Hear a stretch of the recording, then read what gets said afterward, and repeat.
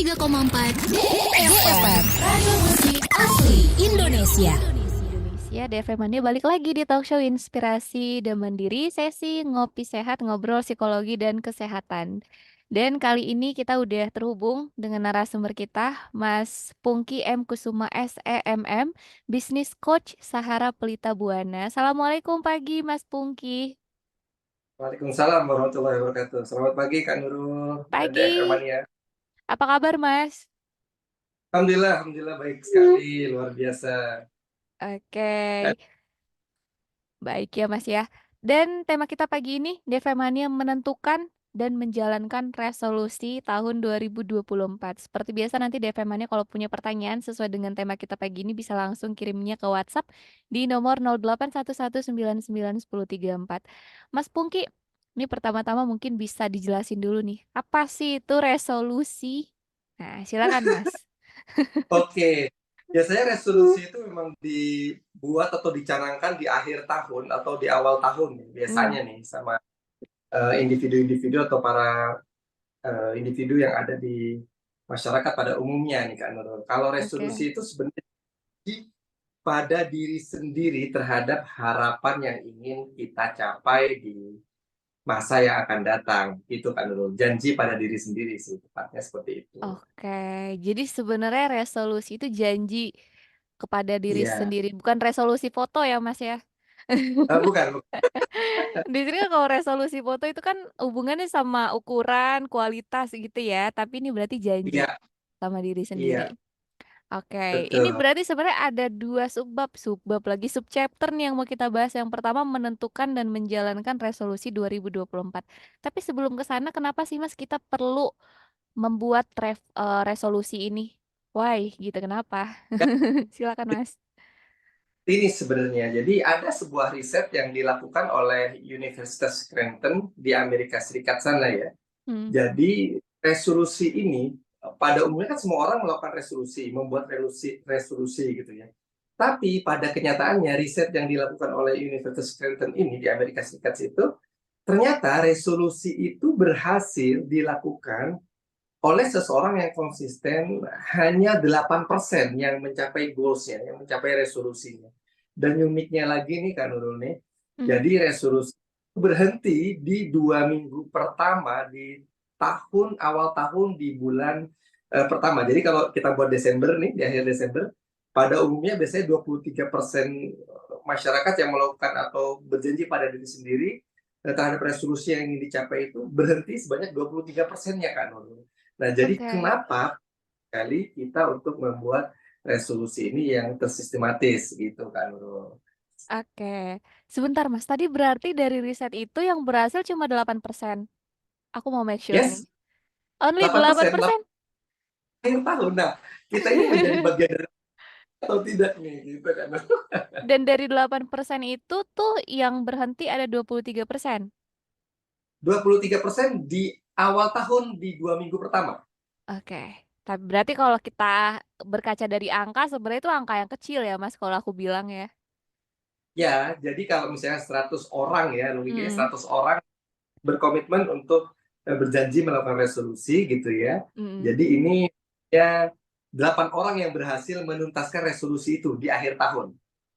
Dan Oke. 23 berhenti untuk menjalankan resolusinya terhadap komitmen diri sendirinya tadi itu di 2 minggu pertama tadi gitu Baik, di baik, awal baik. tahun. Unik sih ini sebenarnya berarti keberhasilan resolusi ini sebenarnya sangat aku bilang sedikit nggak sih? Ya nggak sih Itu Mas? kan yang Makanya benar. perlu kita strategi gimana caranya menentukan juga menjalankan si resolusi ini. Nah, Ya, sebelum kita menentukan resolusi ini biar kita nggak kecewa nih Mas. Kadang kan kita selalu bikin list tuh panjang kali lebar, ternyata kita nggak sanggup. Apa sih yang perlu kita ah, perhatiin sebelum kita membuat resolusi tahun depan? wah ini udah masuk ke teknik misalnya ke Oh tips iya iya. saya yang biasanya tim saya dan juga kepada klien-klien dari Sahara. Jadi Hmm, pertama resolusi itu kita yang mau membuat resolusi seharusnya dicatat kan, itu penting iya. banget, dicatat, ditulis. Kenapa? Karena kalau dicatat dan ditulis, yang pertamanya sudah mau gak mau masuk ke bawah alam sadar kita bahwa kita ada keinginan untuk melakukan sesuatu di masa yang akan datang, entah itu Oke. komitmen pada pastinya komitmen pada diri sendiri, janji kepada diri sendiri untuk mencapai harapan atau tujuan yang ingin kita capai di masa yang akan datang. Nah, itu tips yang pertama nih kan. Jadi ada 5 Dicatat. tips. Oke. Ya, dicatat 5 tips. Biasanya kebanyakan orang 3 diantaranya itu diabaikan. Jadi makanya dari itu resolusi ini fail gitu, gagal gitu selama saya biasanya memberikan tips kepada teman-teman ya. Kenapa kamu gagal nih gitu? Oh iya, saya nggak memberikan poin yang ketiga nih, poin yang keempat nih. Nah, gitu kan. Gitu Mm-mm. sih. Jadi ini kita akan berbicara cukup menarik selama 1 jam ke depan tentang resolusi ini kan. Oke. Oke, jadi sebenarnya ada beberapa tips biar resolusinya jalan ya Mas ya. Dari Ya, menentukan awalnya apa aja yang perlu diubah dari diri kita di tahun ini ke tahun depan. ya, betul. Menurut Mas Pungki nih, dari yang udah, misalnya aku udah list nih resolusi aku tahun 2004 apa aja. Keberhasilan resolusi itu tuh harus terchecklist berapa persen sih sebenarnya bisa dikatakan berhasil?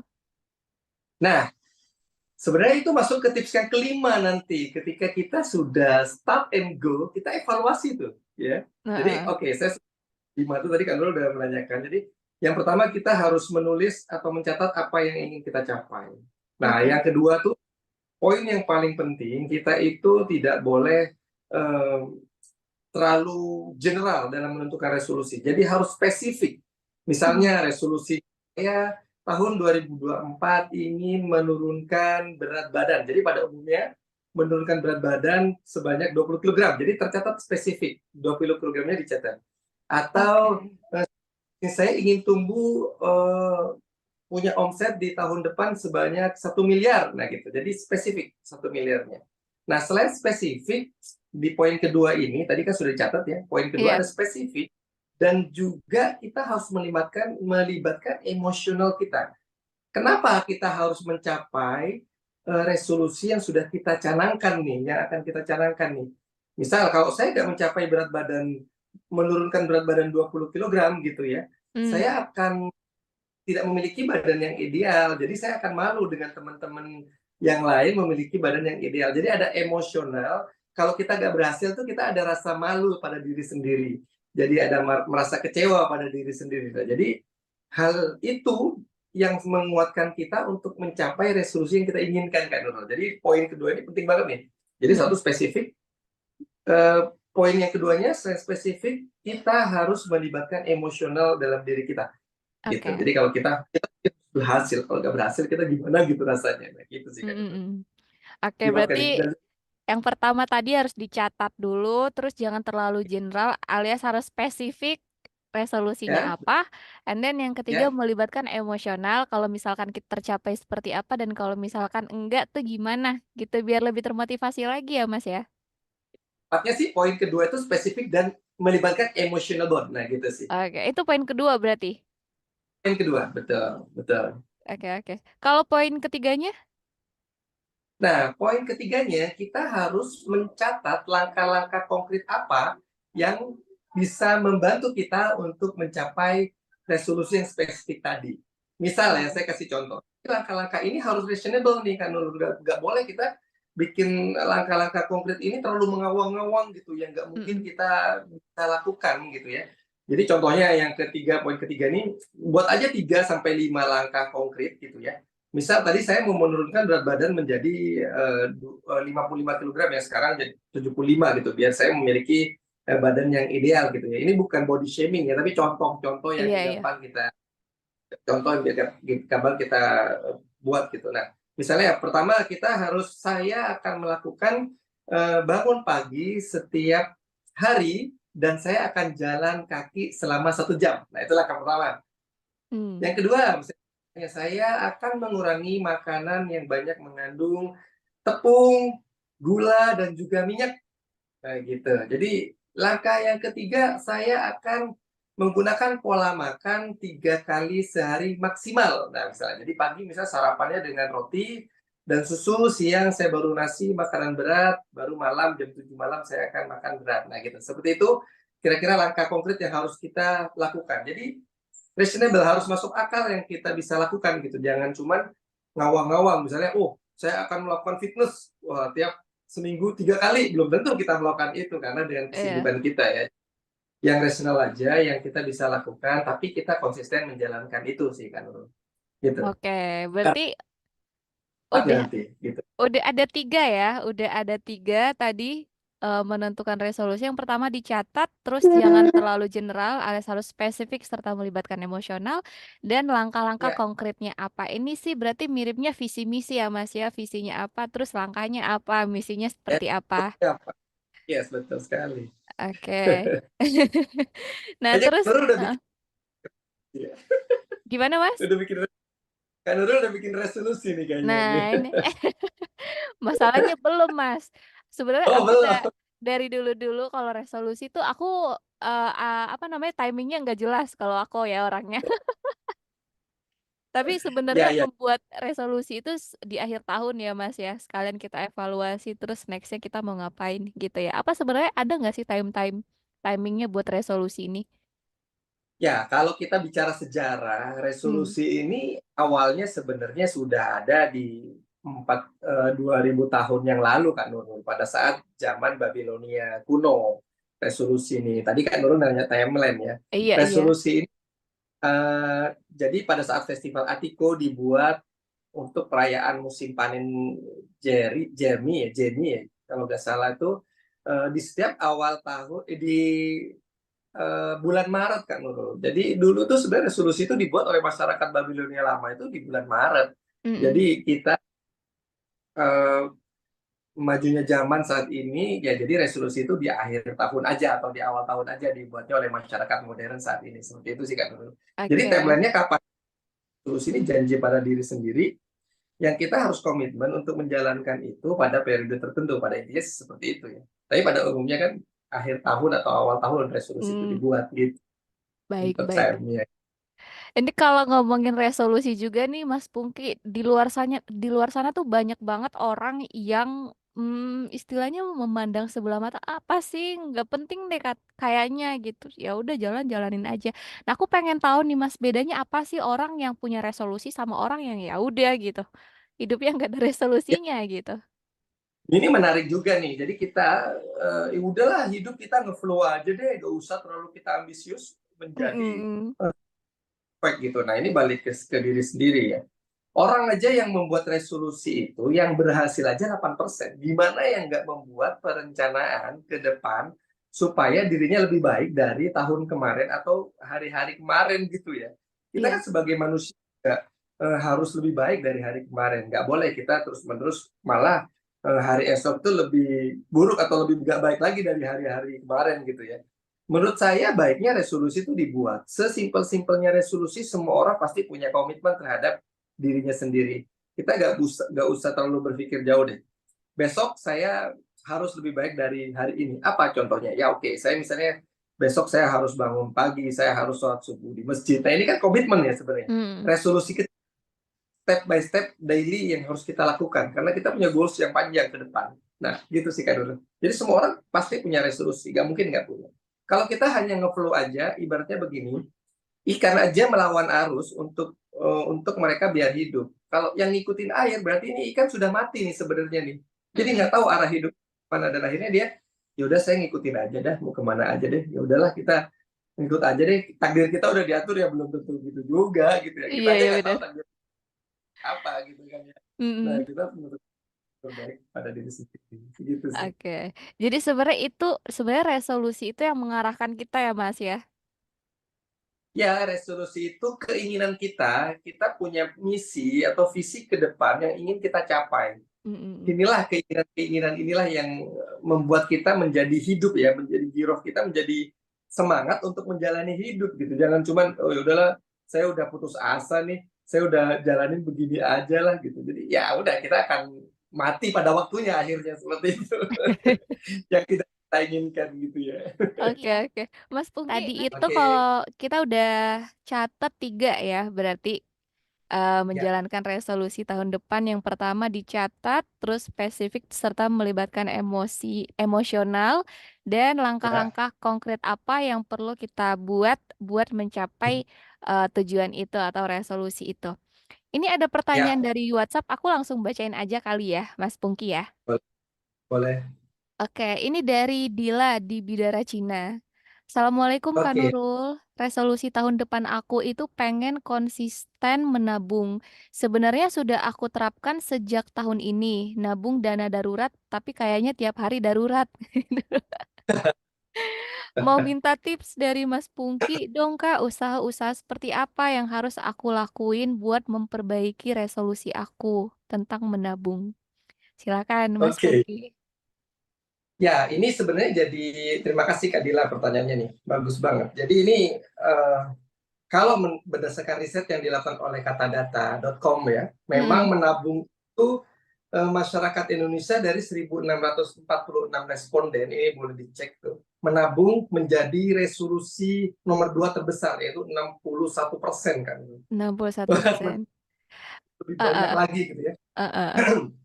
Dan ini menarik karena menabung dan juga usaha apa gitu. Nah, ini kalau tadi sudah diberikan tips, yang pertama harus dicatat, resolusinya adalah ingin menabung. Boleh diberikan lebih spesifik lagi, menabungnya berapa ratus ribu rupiah kah tiap bulan Mm. atau tiap hari. Boleh dijabarkan lebih spesifik, biar kita punya langkah-langkah konkret turunannya nanti. Nah, setelah itu libatkan emosional. Kenapa harus menabung?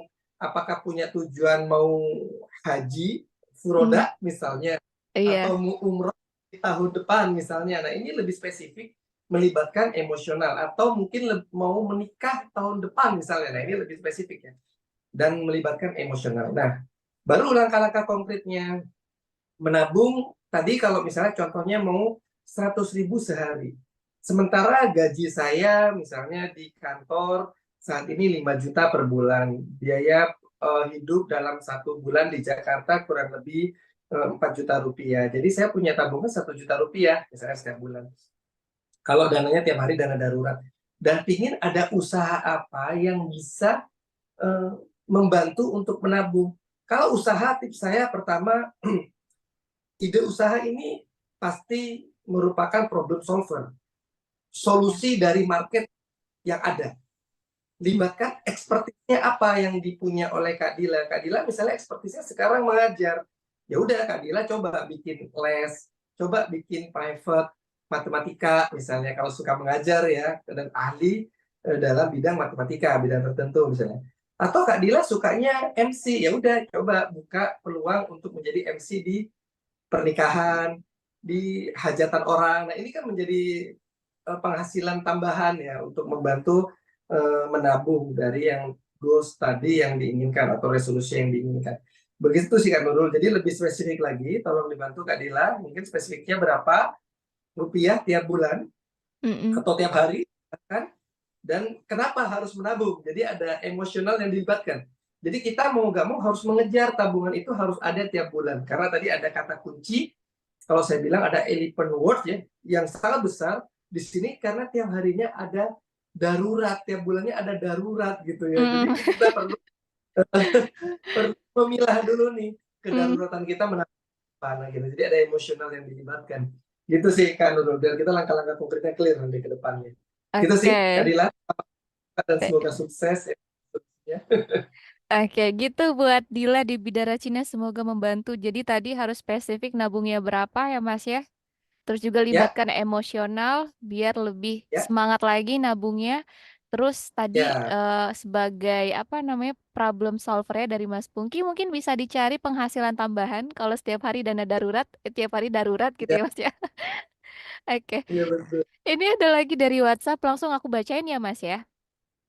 Boleh. Ini dari Denis di Bintaro. Nah, gimana Oke. caranya biar saya bisa komitmen dengan resolusi yang saya buat? Boleh nggak saya bikin resolusi yang sederhana aja? Tapi pertimbangannya kalau terlalu sederhana, saya takutnya tidak berkembang. Tapi kalau terlalu high, malah takut kecewa karena nggak tercapai gitu. Oke. Good. Ini pertanyaan sebenarnya bagus ya. Jadi dari Kak Denis di Bintaro, terima kasih. Nah, jadi tadi sudah dibuat ada catat spesifik dan libatkan emosional. Lalu buat langkah-langkah konkretnya. Mau hype, mau sederhana, itu sih nggak masalah. Selama kita bisa menjalankan langkah-langkah konkret yang reasonable. Jangan lupa nih ada tip keempatnya Kak Nurul. Saya buka aja Oke, sekarang ya. Tip siap. juga dengan Kak Dila dan juga Mas Denis yang bertanya. Karena di poin keempat ini ada pain point. Saya buat ini pain point atau hope point. Kenapa? Karena di poin keempat ini melibatkan award dan punishment. Kalau Oke. kita berhasil melakukan langkah-langkah konkret tadi, yang daily atau monthly atau weekly gitu ya, tapi kita konsisten menjalankan langkah-langkah untuk membantu kita mencapai goals atau resolusi tadi, maka kita berhak memperoleh awards pada diri kita sendiri. Misalnya, saya tadi berkomitmen untuk menurunkan berat badan 20 kilo menjadi 55 kilo misalnya ya. Sudah melakukan langkah konkret, jalan pagi, bangun pagi, jalan pagi 1 jam, selama 1 jam minimal, mengurangi makanan yang banyak mengandung tepung, minyak, dan gula, misalnya. Terus makan 3 kali sehari, dan kalau saya komitmen menjalankan itu, saya boleh dong komitmen pada diri sendiri, memberikan award pada diri saya sendiri, misalnya, oke, tiap bulan saya akan memberikan liburan selama 2 hari buat diri saya, berlibur di hotel bintang 4 atau bintang 5 untuk menyenangkan, memberikan rasa bangga pada diri kita bahwa kita berhasil menjalankan itu. Tapi kalau nggak berhasil, ada punishment. Misalnya punishmentnya, oke, saya nggak berhasil, berarti saya harus menebus kesalahan 3 poin tadi dengan berpuasa. Misalnya, kan punishment. Iya, Oke, saya iya. puasa 1 hari, 2 hari. Jadi kita akhirnya komit pada diri kita untuk menjalankan resolusi yang ingin kita capai di tahun depan atau masa yang akan datang. Seperti itu Kak Nurul, itu poin keempat ya. Poin kelimanya nanti saya tunggu pertanyaan dari Kak Nurul, apa poin kelima kira-kira? Ini penting banget sebenarnya untuk kita Poin jalankan. kelima ya. Atau kita, ya Oke. clear ya Kak Denis tadi, dari Kak Denis dan Kak Dila, nggak masalah buat resolusi yang tinggi atau merasa mustahil buat kita untuk kita jalankan, tapi jangan lupa spesifik, libatkan emosional, ada langkah-langkah konkret yang harus kita buat, yang rasional kita bisa menjalankan langkah-langkah itu. Gitu sih, turunan dari apa gitu sih Kak Nurul. Oke. Terus tadi barusan ada awards dan juga ada punishment-nya biar kita komitmen ya Mas ya sama resolusi Yes, yang kita buat sendiri. Jadi gitu yes, buat Mas Denis di Bintaro, semoga membantu jawaban dari Mas Pungki ya. Jadi nggak masalah mau sederhana atau mau high, yang penting semua langkah-langkah konkretnya dijalankan, bisa dijalankan ya, gitu ya Mas ya. betul. Oke. Next ada lagi nih Mas. Kalau Oke. misalkan ternyata tidak sesuai dengan resolusi yang kita buat tidak berjalan, seperti apa evaluasi yang perlu kita lakukan? Ya, ini sebenarnya sudah masuk ke poin kelima Kak Nurul. Oke. Jadi satu, kita resolusi itu harus kita catat, kedua kita spesifik dan melibatkan emosional kita, yang ketiga kita harus buat langkah-langkah konkret untuk mencapai yang kita harapkan di masa yang akan datang. Tadi kita sudah buat reward dan punishment untuk komitmen buat diri kita. Yang kelima, evaluasi. Nah, yang kelima sebenarnya ada start, go, and evaluation. Jadi ada 3 poin. Jadi kita mulai di saat kita sudah siap. Jangan kita mulai di saat kita masih mau nggak ya, bisa nggak ya, mau bisa nggak ya. Tapi ada keyakinan dalam diri kita bahwa kita bisa menjalankan itu, bisa mencapai itu, dan bisa berkomitmen menjalankan langkah-langkah konkret tadi. Evaluasi. Nah, evaluasi ini penting, bukan untuk membuat kita menjadi memiliki punishment tiap hari atau tiap minggunya atau tiap bulannya, karena kita nggak komitmen menjalankan langkah-langkah yang sudah kita buat sendiri nih gitu ya. Iya. Jadi tapi ini tujuannya untuk memperbaiki diri kita, untuk menjadi pribadi yang lebih baik lagi. Kenapa kita tidak berhasil menjalankan langkah-langkah konkret yang sudah dibuat diri sendiri, tapi kita tidak bisa menjalankan itu gitu. Ada apa nih? Jadi dengan evaluasi ini, akhirnya kita bisa menilai diri kita sendiri untuk menjadi pribadi yang lebih baik lagi. Bukan menjadi pribadi yang terus, ya kamu nggak berhasil kan, kamu hanya wacana doang kan, resolusinya kan, Iya. tapi menjadi nilai diri sendiri menjadi lebih baik di masa yang akan datang. Ingat itu ya. Jadi kita harus hilangkan mental block yang tadi menilai diri sendiri kita tidak baik untuk diri sendiri.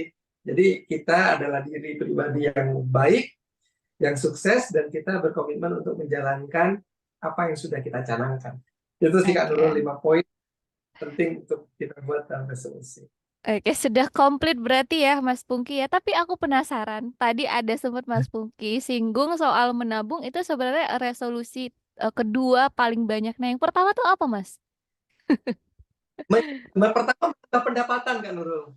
Oke, pendapatan ya? Jadi ya, jadi saya juga bingung dari kata data.com ini banyak masyarakat yang ingin menabung lebih banyak dan ingin menambah pendapatan. Jadi yang kelimanya kalau nggak salah bersosial. Jadi Gen Z mungkin yang di yang disurvei Hmm. 1646 ini ya. Jadi ingin menambah pendapatan. Nah, itu penting juga. Jadi akan ada pendapatan sampingan, apa ingin kenaikan gaji. Jadi itu satu resolusi di 2023 tahun lalu ya. Bukan Oke, oke. 2024. Mm-mm. Baik, berarti kan kalau dari angkanya kan kita bisa lihat nih sebenarnya apa sih yang dibutuhkan orang banyak di tahun depan.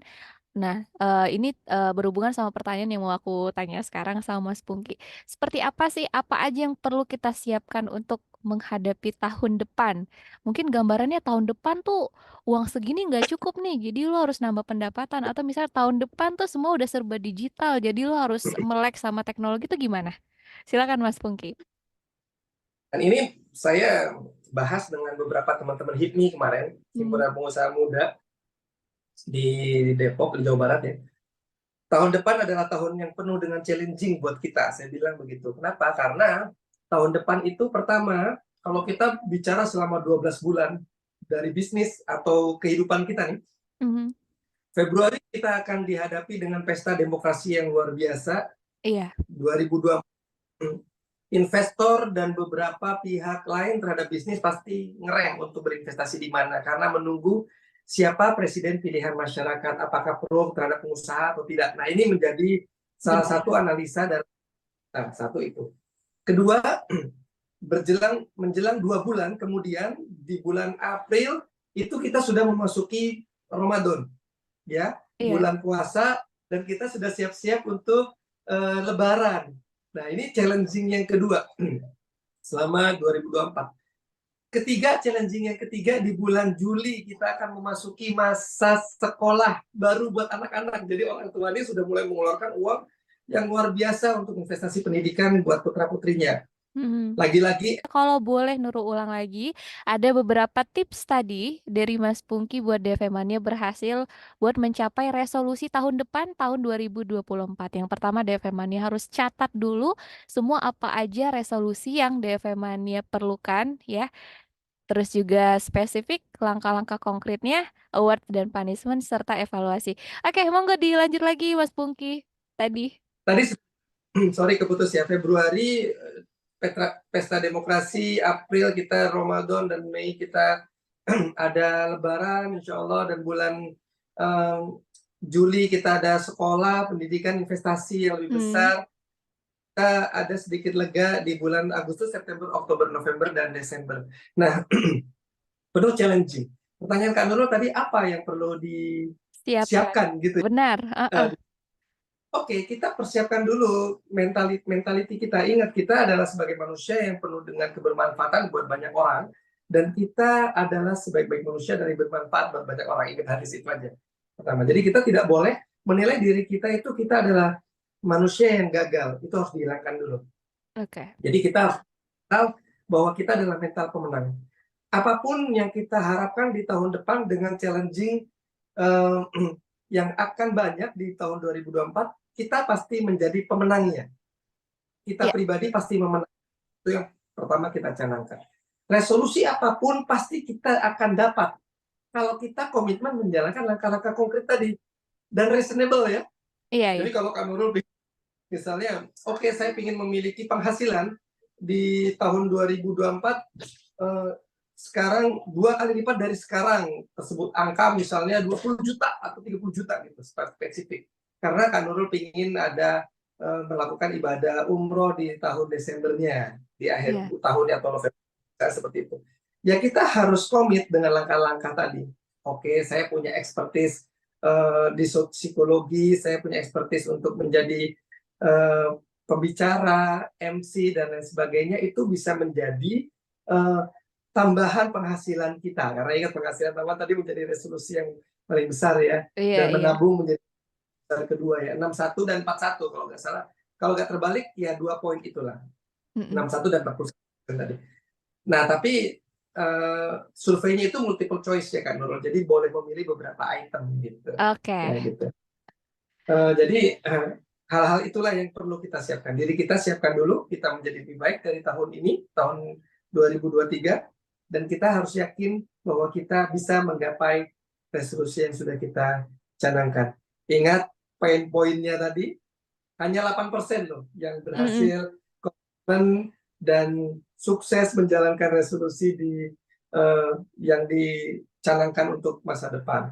Dan ingat poin yang kedua, 23% memberhentikan resolusinya di 2 minggu pertama di tahun berjalan. Jadi kalau 2024 ya Januari pekan kedua udah ya udahlah, saya balik lagi gini-gini aja nih kita jalanin resolusi. Benar-benar. Oke. Itu Berarti yang harus disiapkan untuk menghadapi tahun 2024 dari Mas Pungki ini berarti termasuk juga tips positif. Yang pertama, DFM-nya harus siapkan mentalnya, mental pemenang yes, ya. Terus juga ya, komitmen dengan semua resolusi beserta langkah-langkahnya yang sudah DFM-nya ya, buat. Begitu ya Mas ya? yes, betul. Oke. Terima Sederhananya kasih banyak. Terima kasih banyak sama-sama. Mas Pungki M. Kusuma, SEMM, Business Coach, Sahara Pelita Buana. Nggak kerasa kita udah selesai nih Mas nih. Udah mau jam 10 ternyata. Oh gitu ya, alhamdulillah. Semoga Semoga bermanfaat obrolan kita pagi ini DV Mania. Abis ini DV Mania harus catat resolusi DV Mania tahun depan. Berikut langkah-langkah konkretnya ya Mas ya. Semoga tahun depan menjadi yes, tahun yang lebih baik buat kita semua DV Mania. Thank you buat Mas Pungki sekali lagi. Dan untuk DV terima Mania kasih. nanti yang ketinggalan, tayangan ulangnya kita post di YouTube kita di 103,4 DFM. Jangan lupa di subscribe, like, comment, and share juga. Nurul dan juga Terima Mas Pungki pamit. Wassalamualaikum warahmatullahi wabarakatuh. kasih.